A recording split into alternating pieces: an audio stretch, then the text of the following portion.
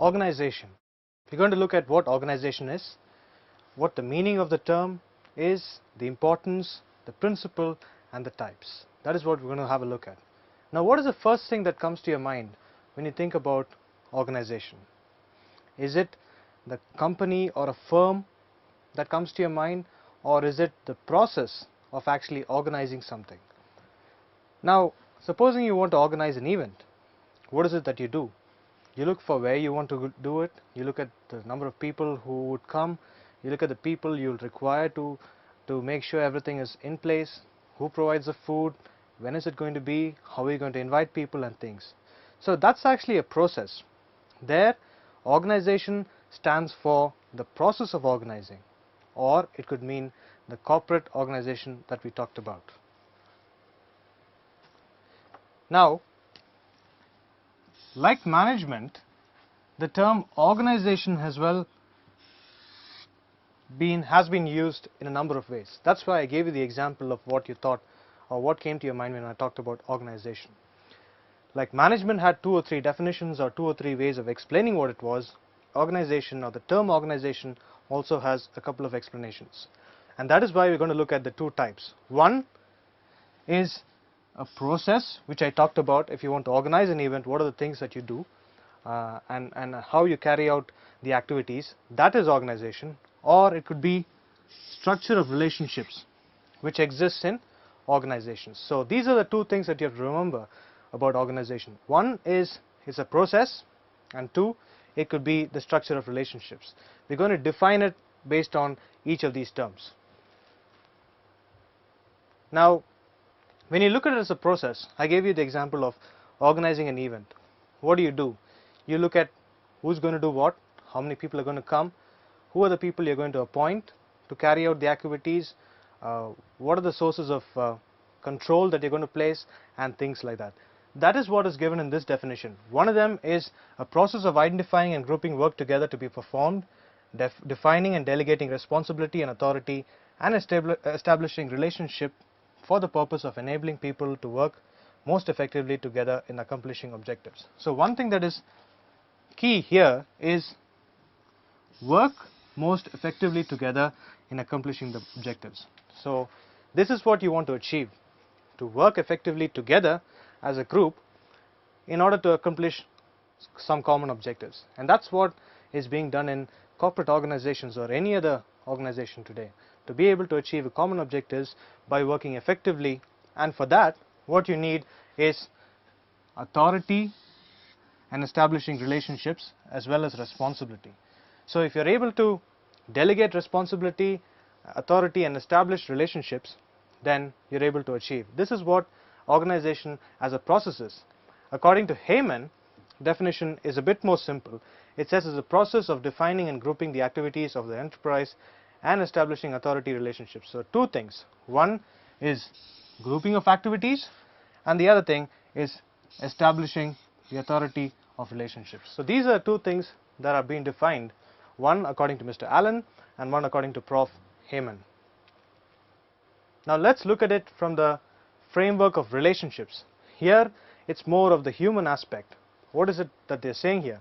Mooney and Rayleigh say that it is nothing but the form of every human relationship for the attainment of a common purpose. Now, in an organization, there are relationships, and you establish relationships as well, so that people are able to communicate and work together and achieve the common objective. And that is the key.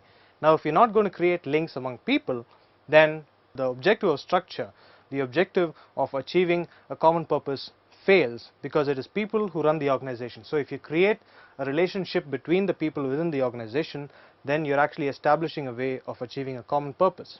Imagine you have an organization with no structure at all, trying to achieve something, especially an organization which is quite big. How would it be?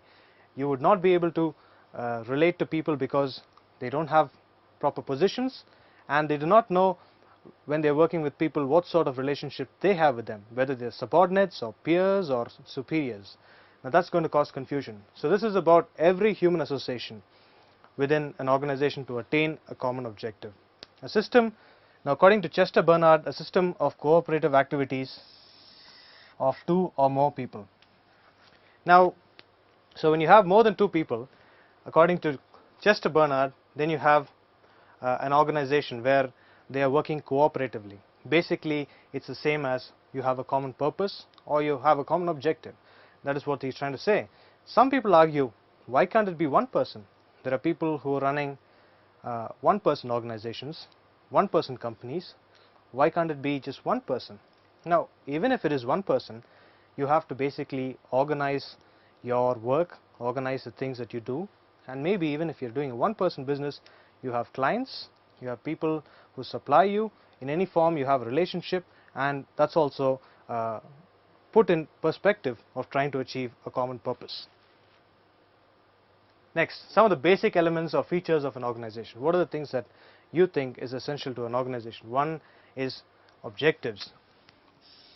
So objectives or common purpose or something that you want to achieve has to be there. It has to be there, and all the people within the organization should have some amount of idea about the objectives. Now you identify and enumerate the activities. For achieving these objectives, you will have to first identify and enumerate the activities. For achieving these objectives, you need to identify and enumerate the activities. Now an objective would be, for example, achieve 20 sales per day. So you identify the areas where you have already been getting good sales, then you're looking for the areas where you're not able to achieve sales and trying to improve, and then you describe the activities to the people or what they're supposed to do in order to achieve these objectives. Then you assign the duties, people know specifically what they're responsible for, then you define and grant authority.